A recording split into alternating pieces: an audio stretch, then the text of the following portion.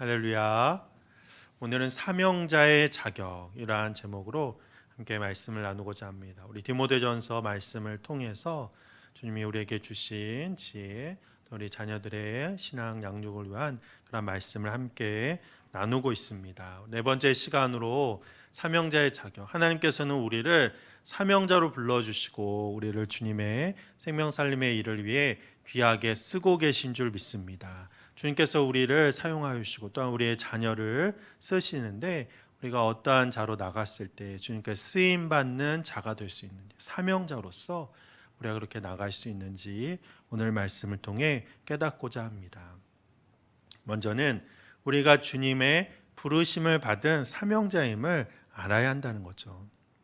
사도 바울은 오늘 디모데에게 너가 주님으로부터 부름받은 자임을 말하고 있습니다. 그래서 나같이 부족하고 연약하고 또한 아는 것이 없고 경험도 없는 내가 어떻게 주님의 일을 감당할까라고 생각하지만 우리가 주님의 마음을 가지고 있고 또 우리에게 돌보아야 할 그러한 영혼들이 있다고 한다면 하나님께서는 우리 모두를 정말 주님의 생명 살림의 귀한 도구로 불러주신 줄 믿습니다. 그래서 그러한 믿음이 있을 때 우리가 사명자로서 어떻게 살아가야 될 것인가, 주님께서 나에게 사명을 맡기신 그 기쁨 속에 살아가는 자가 될 수 있다라고 하는 것이죠. 우리는 주님이 우리에게 일을 맡겨주셨다는 것, 생명 살림의 귀한 사명을 맡겨주셨다는 것에 큰 감사와 기쁨의 삶을 살아가야 합니다. 그래서 내가 무엇을 어떻게 해야 되는가, 내가 하루하루 살아가는 것이 아니라 하나님께서 나에게 생명을 주실 때부터 사명을 맡겨주셨고 생명 살림의 사명, 정말 한 영혼을 구원하기 위한 그 귀한 사명을 우리에게 주셨다는 거죠. 우리가 한 생명을 살리는 것이 얼마나 귀하고 복된 일입니까? 저도 이제 전도를 하고 또 삶을 살아가면서 가장 보람된 일이 있다고 한다면 바로 이렇게 주님의 말씀을 전하며 또 한 생명을 주님께로 인도한 일이겠죠. 초등학교 때 또 고등학교 때도 이렇게 제 친구들을 전도한 그런 기억들이 많이 있는데 주로 이렇게 함께 생활하면서 함께 이제 아이였으니까 놀면서 이렇게 주님의 전으로 인도한 그런 기억들이 있습니다. 그래서 뭐 제가 특별히 뭐 하나님 말씀을 전하고 이런 것은 아니지만 삶의 모습 속에서 삶의 기쁨과 사랑을 전했을 때 친구들이 함께 주님 앞에 나올 수 있었고 그 친구들이 지금도 신앙생활 하면서 주님을 믿고 나갈 때 그것이 가장 큰 기쁨이고 삶의 보람이며 또 주님 앞에 나갈 때 우리가 무엇으로 주님 앞에 설 수 있겠습니까? 한 생명을 주님 앞에 인도한 그것으로 주님 앞에 설 수 있다라고 하는 거죠.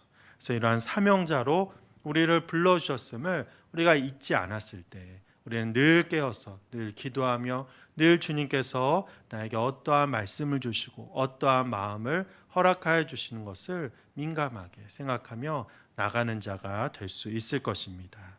그래서 오늘 말씀은 구체적으로 이 사도 바울이 디모데에게 감독과 집사의 직분에 대한 그러한 말씀이 어떤 사람들이 감독이 되어야 되고 어떤 사람이 집사가 되어야 하는지를 말하고 있다는 것이죠.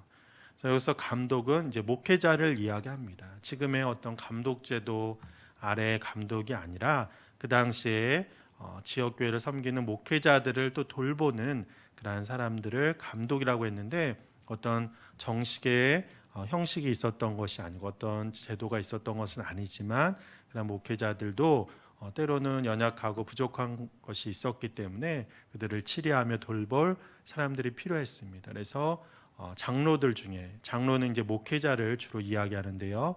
이 장로들 중에 바로 이 장로들을 또 돌보는 그러한 사람을 감독이라고 불렀습니다. 그래서 어떤 사람이 감독이 되어야 하는지 또한 평신도 사역자로서 집사를 세울 때 어떤 사람이 집사가 되어야 하는지 그래서 집사는 사도행전 6장에 보면 사도들이 주님의 말씀을 전하고 기도에 전념하고 또 구제하고 봉사하는 일은 우리 평신도 사역자들을 세우자라는 그러한 의미에서 7 집사를 세우게 됐죠. 그래서 거기에서 시작되어서 이제 집사를 세워서 귀한 구제하고 또 말씀을 전하고 섬기는 일을 하게 했는데 어떠한 자가 이 집사의 사명을 가져야 되는지를 구체적으로 이야기하고 있습니다. 그래서 오늘 우리가 읽을 말씀은 이제 감독과 집사의 어떤 사람이 되어야 하는지를 말하고 있는데, 이 말씀을 우리가 사명자의 입장에서 나는 목회자가 아니니까 이런 감독하고는 상관이 없다, 이게 아니라 그 당시에 이 장로들, 목회자들도 주님을 믿고 섬기는 그러한 삶의 모습 속에서 이 사명을 감당했다는 거죠. 집사도 마찬가지죠. 나는 권사니까 집사하고 상관없다, 이것이 아니라 바로 주님께서 우리를 불러주신 사명자로 다 우리에게 해당되는 그러한 말씀이에요. 특별히 이 말씀이 우리 자녀들에게, 우리의 자녀들 궁극적으로 주님께 쓰임받는 자가 되어야 되겠죠. 인생을 살아감에 있어서 주님의 쓰임받고 주님께 영광 돌리는 자가 되어야 하는데, 그러기 위해서는 사명자로 세워져야 한다는 것입니다. 평신도 사역자든 어떠한 일을 하든 생명 살림의 사명을 감당해야 되는데, 그러기 위해서 오늘 이 말씀을 통해서 주님께서 어떠한 자를 쓰시는지, 어떠한 자를 사명자로 세워주시는지를 오늘 말씀을 통해 함께 생각해 보며 은혜를 나누고자 합니다. 먼저 사명자는 선한 일을 사모하는 자가 사명자가 되어야 합니다. 그래서 오늘 3장 1절에 보면 이렇게 말씀하죠. mit보다 이 말이요 곧 사람이 감독의 직분을 얻으려 함은 선한 일을 사모하는 것이라 함이로다. 그래서 감독을 그 당시에 많은 사람들이 하려고 하지 않았다는 것이죠. 왜냐하면 감독은 이제 목회자인과 동시에 또 목회자들을 돌보는 일인데, 이 초대교회 시대는 박해의 시대입니다. 어떤 정부나 그 박해의 권력들이 교회 지도자들을 가장 먼저 위협하고 박해했겠죠. 그래서 감독이 된다는 것은 그 순교를 의미하는 일이기도 했습니다. 그래서 가장 어떠한 일이 먼저 일어나면 감독을 먼저 잡는 거죠. 그래서 큰 어려움과 아픔이 있었기 때문에 감독을 잘 하려 하지 않았다는 것입니다. 그런데 사도 바울은 이 감독이 선한 일을 사모하는 것이다. 그래서 이것이 어렵고 고난과 아픔의 일이지만 이것은 선한 일이고 주님께서 가장 귀하게 여기시는 일이고 생명 살림의 일이기 때문에 이 선한 일을 사모하는 마음으로 감독의 사명을 감당하는 자가 감독이 되어야 한다. 감독으로 세워짐을 받아야 된다.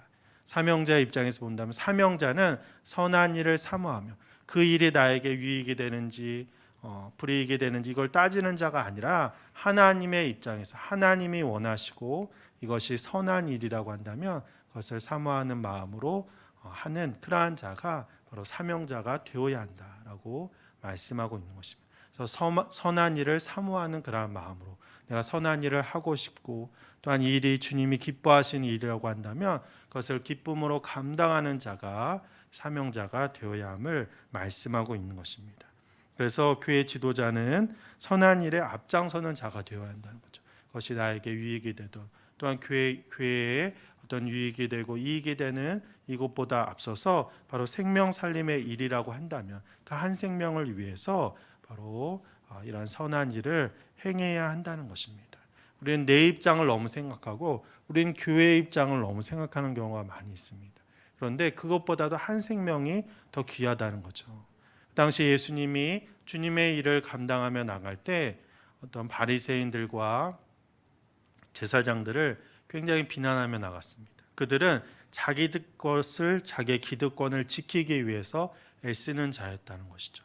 어떻게 보면 그것이 지금의 교회를 지키기 위한 그러한 일이 될 수도 있고 또한 자기들의 그러한 권력을 지키는 그러한 일이 될 수도 있었던 것입니다. 겉으로 보기에는 교회를 위한 것이었지만 속으로는 자기들의 기득권을 위한 그러한 일들은 결코 하나님이 원하시는 일이 아니었다는 거죠. 그래서 다른 사람들을 정죄하고 오히려 생명을 죽이는 그러한 일들, 교회를 분열시키고 아프게 하는 그러한 일들은 결코 하나님의 일이 될 수 없고 그것은 교회 지도자들이 해서는 안 되는 일이라는 것입니다. 그래서 선한 일을 사모하는 자, 생명을 살리고 또한 궁극적으로 하나님의 몸된 교회를 살리는 일을 하는 그러한 자가 사명자로 세워져야 한다는 것입니다.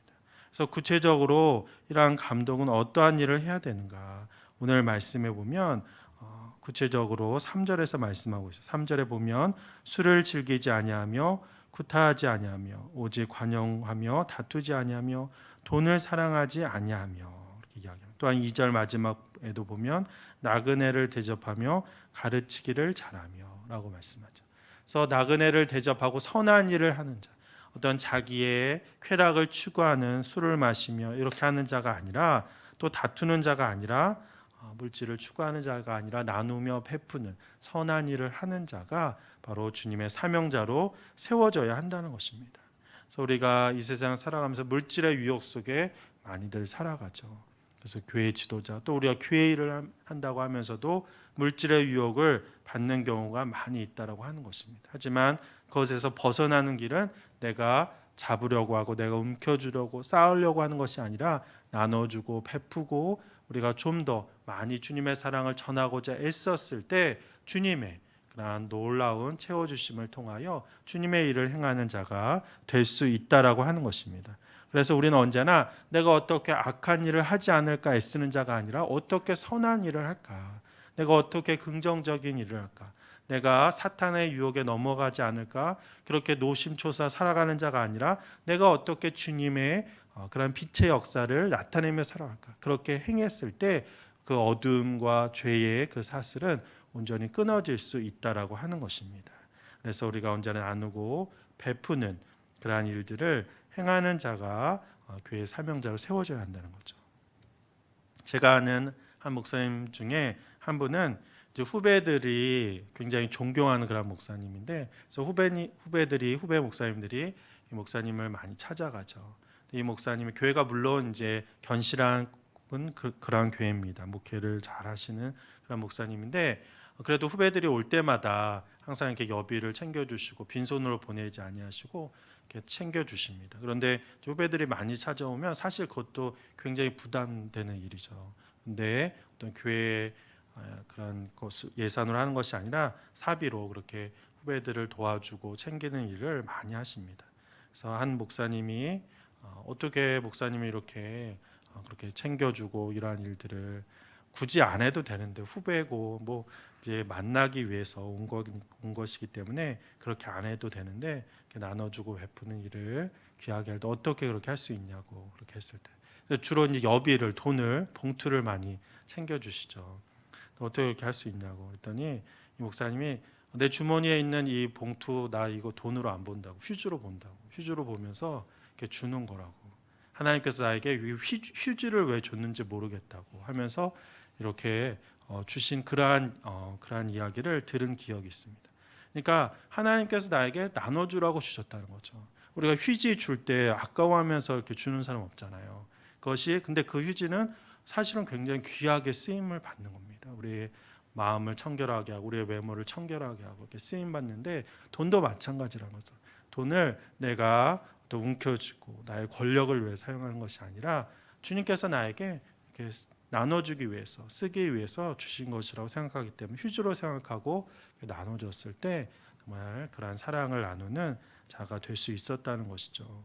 우리가 나누고 베푸는 삶, 사명자로서 마땅히 해야 되는 일이라는 것입니다. 그것을 어떤 부담감으로 의무감으로 하면 너무나 어려운 일이지만 주님이 주신 마음으로 사랑의 마음으로 행하며 나갔을 때 선한 일을 사모하는 마음으로 행하며 나갔을 때 하나님은 그 사람을 사용하여 주시고 그 사람을 통하여 하나님의 놀라운 일을 행하시는 그러한 귀한 일이 나타나게 될 줄 믿습니다. 그래서 우리의 자녀들이 바로 이렇게 어떻게 어려운 사람들을 도와줄 수 있을까, 어떻게 힘들어하는 그러한 공동체와 또한 교회와 성도들을 도울 수 있을까 늘 기도하며 나갈 때 하나님께서 지혜 주시고 그 사람을 통해서 하나님의 이 사랑의 역사가 나타날 수 있고 또 하나님께 영광 돌리는 그러한 생명이 될 수 있다는 것이죠. 그래서 우리의 자녀들이 또한 우리가 이렇게 선한 일을 사모하며 나감으로 하나님께 쓰임 받는 그런 성도님들이 되시기를 간절히 축원합니다.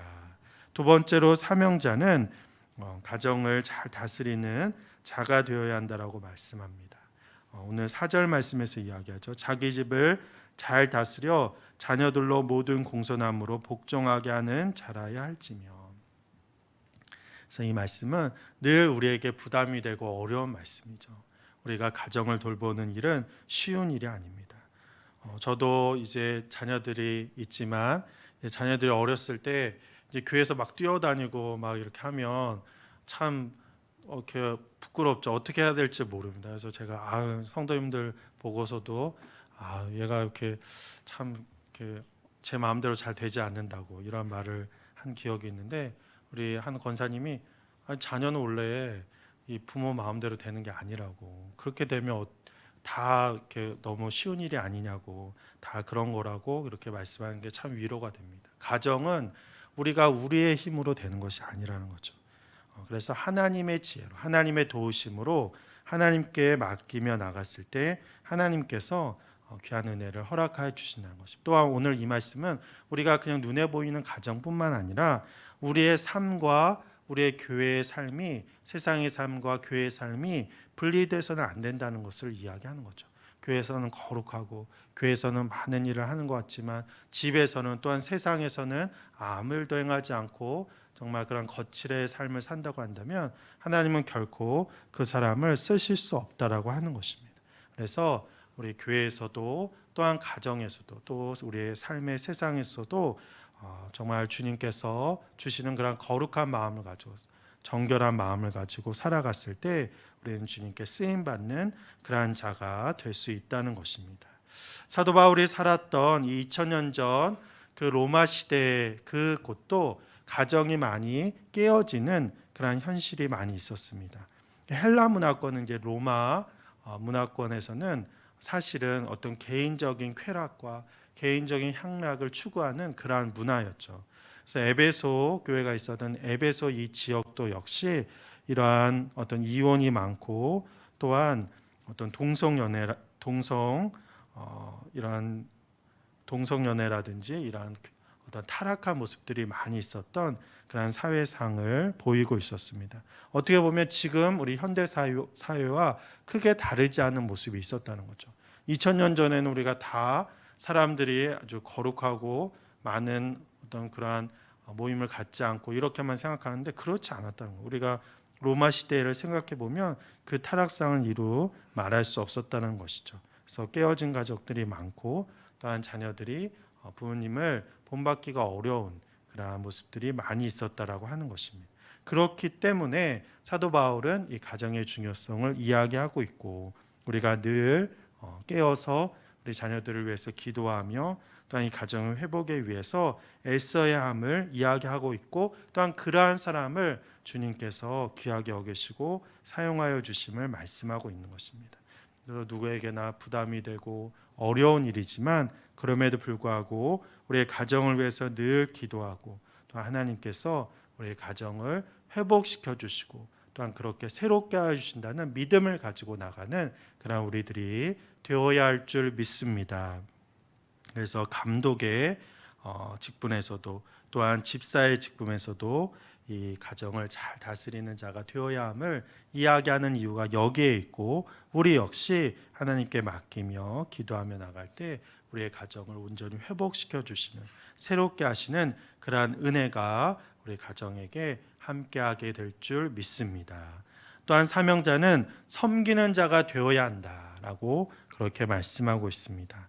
집사의 이 직분을 이야기하면서, 집사는 헬라어로 디아코노스라고 하는데 이것은 기본적으로 종이라는 뜻을 가지고 있죠. 섬기는 자, 디아코노스는 섬기는 자, 또 종이라는 그런 뜻을 가지고 있는 것입니다.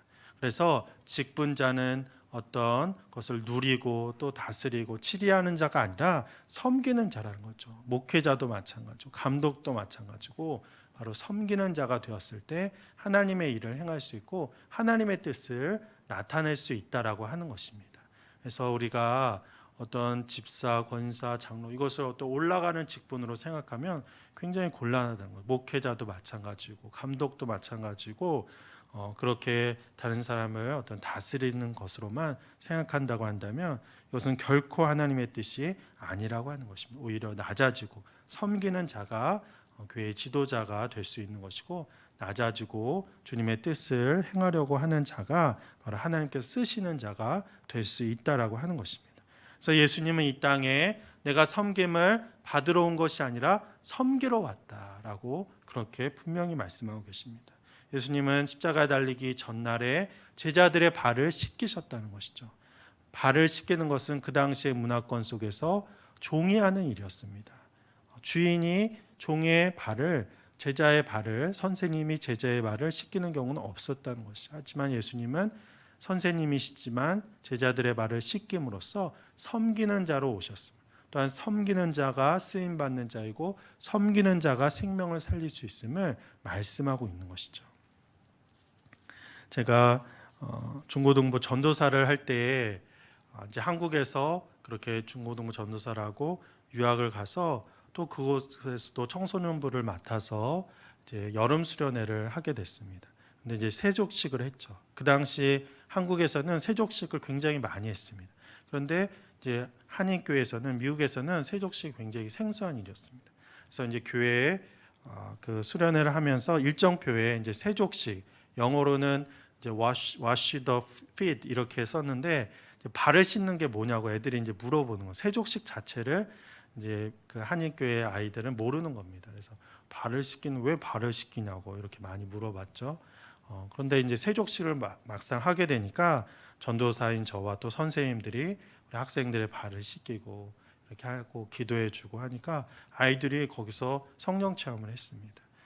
정말 선생님이 나를 사랑하는구나, 전사님 나를 사랑하고 하나님의 사랑이 이런 것이고 낮아지고 우리들을 발을 씻기까지 사랑한 그 사랑을 아이들이 경험했다는 거죠.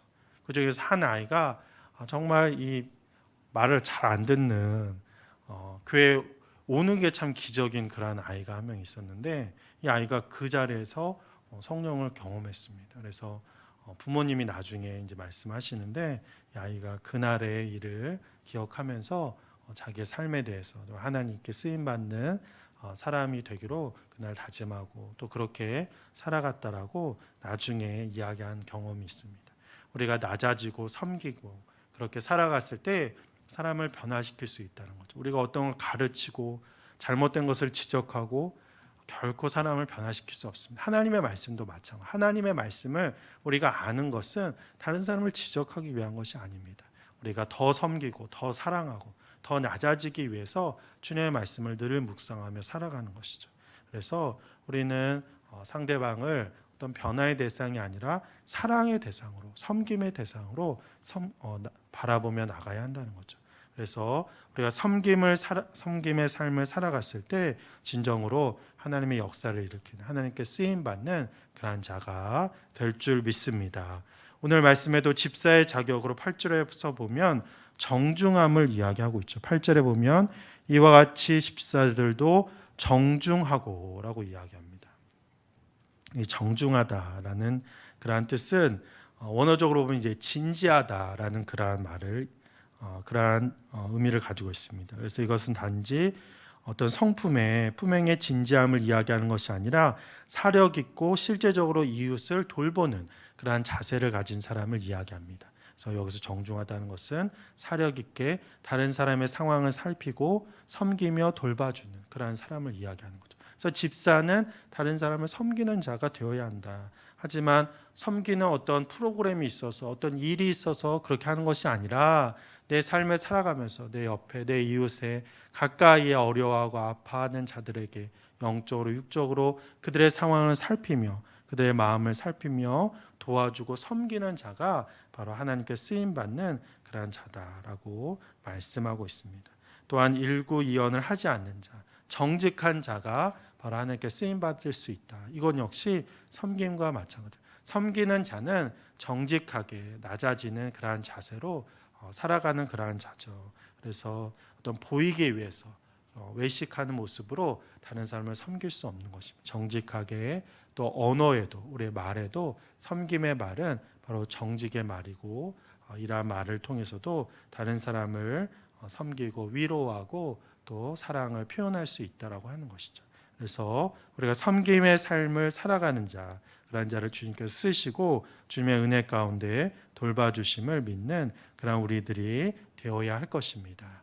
우리의 자녀들이 주님께 쓰임받는 자가 되기를 간절히 축원합니다. 그러기 위해서는 우리의 자녀들이 오늘 말씀과 같이 정말 선한 일을 사모하는 자, 또한 가정을 잘 돌보고 또한 섬김의 그러한 삶을 살아갔을 때 구체적으로 주님께 쓰임받는 이 어려운 시대에 그럼에도 불구하고 생명 살림의 귀한 일에 쓰임받는 그러한 자가 될 수 있을 것입니다. 또한 우리가 그러한 자가 되어야 한다는 거죠. 주님께 쓰임 받는 자. 그래서 날마다 어떻게 이 선한 일을 할 수 있을까? 어떻게 내 이웃을 섬기며 내 주변에 어렵고 힘든 자는 없는지 늘 돌보며 나갔을 때 하나님은 그러한 우리의 마음을 통해서 한 생명 한 생명을 새롭게 하는 회복의 역사가 일어나는 그런 놀라운 은혜와 기쁨을 경험하는 그런 우리들이 될 줄 믿습니다. 쓰임 받는 자로서 섬기는 자로서 주님께 영광 돌리는 우리 성도님들이 되시기를 간절히 축원합니다.